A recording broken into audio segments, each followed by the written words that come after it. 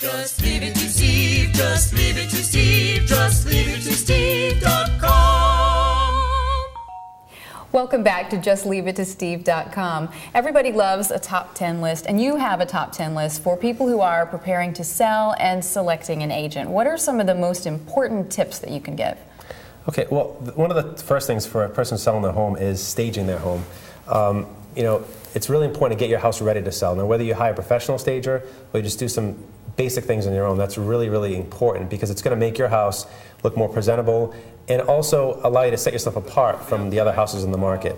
But staging your home might actually end up costing you a little money. What about the money that you spend on staging? Well, the money you spend on staging a home is actually going to be most of the time money you're going to get back because you're going to end up selling your home for a greater value. Most of the time, your first price reduction is larger than the money you're going to spend on staging a home. Another really crucial thing is understanding pricing and being realistic about pricing, right? Sure. When you overprice a house, it can really hurt you in the market because a lot of times you're chasing the market after that. What ends up happening is you've got your price and maybe the average is here. You're just, I'm going to go for a little bit more because my house is better. And then the market adjusts down and then you're adjusting down to meet the market and you just keep following that. And that can really hurt you if you overprice your home. The other thing too is, sometimes if you find out what your competition is at, which a lot of agents don't do, and if you can find out what that competition is and maybe price a little bit below them, you're going to get a lot of activity in your house over your competition. And that can help you sell, a lot of times, a lot closer to the asking price than pricing in and expecting, that gap because you're going to get a lower offer. What about feedback? You have getting feedback on your top 10 list. If you have a house and it's not selling and you don't get feedback, you don't know what the problem is.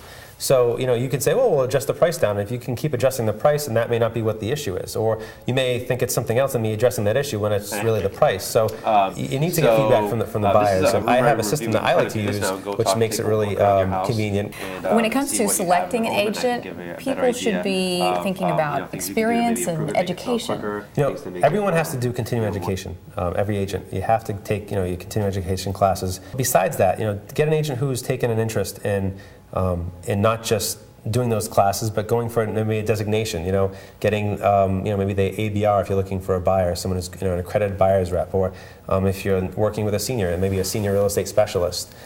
Someone's got their GRI, which is a pretty extensive designation. There's a lot of them out there. You can go to different websites and find them on JustLeaveItToSteve.com. We have a list of those on there, what they are, what they mean, which is really great. And the key thing to me is also besides the education, but the experience. Have they been working in the field full time? Are they able to be there to answer your questions, or are they a part-time agent? Also on your top 10 list, you have marketing, and that's a big one. Sure. Marketing is really one of the main things that's going to help sell your home. You've got price, which is important, but the marketing is also there too. If you can price the house great, but if no one knows about it, it's not going to sell. So the key thing is being able to have a plan in place. There's pretty much a standard of what most agents do: getting it in certain publications, getting it on the MLS, doing some things like that. But there's a lot of other creative things that you can do to help sell your home, and an agent should have a good idea of what they can do to help sell the home. All right. When people are preparing to sell and selecting an agent, one thing they have to consider is the agent's presentation. What should they be looking for? I think it's really important to have them not be selling you. Are they just focusing on getting the listing and just selling you on getting that listing and they want to sell you? Or are they really focusing on you as a client and what your goals and your needs are and what's important to you so they can give you good advice and help you make an educated decision? It's also important to consider an agent's personality too, right? Personality is important. You don't want somebody maybe who's too timid. Maybe that may not help you when you're trying to sell your home. You also don't want somebody who's too over the top because that may turn buyers off.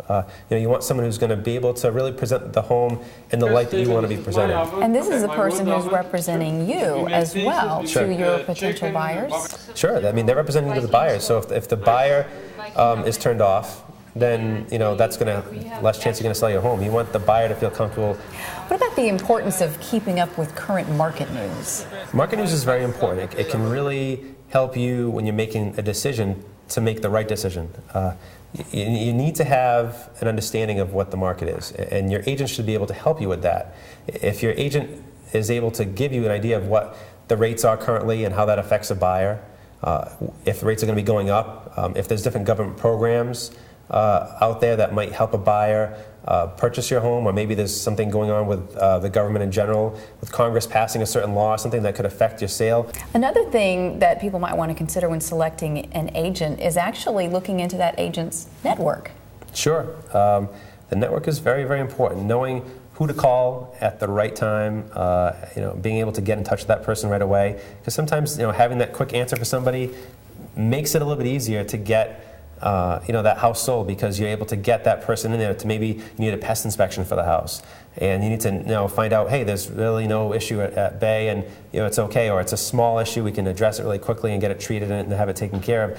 That may help that buyer make that decision to get things moving along, and they can get their house and you can get out of the house and everything's all set. In finishing off the list, should people expect their agent to be able to provide references for them or testimonials from people who've worked with them? Amy, that's really important. I mean, if you're looking to find an agent and they can't give you references or testimonials from previous clients, I mean, what does that say about that agent? So I really think it's important that your agent is able to give that to you, because it's going to allow you to know what other people have thought about them, and maybe there's some situations in there that they talk about in those testimonials, or maybe you get a reference that you can call up and talk to them, and they really make you feel more comfortable when making that decision with that agent. Okay, Steve, thank you. That was your top 10 seller tips, but that is still only the tip of the iceberg. There is so much more to it. And if people have any more questions about that, they can always contact you, right? Through That's right. JustLeaveItToSteve.com. Yep. Just leave it to Steve, just leave it to Steve, just leave it to Steve.com.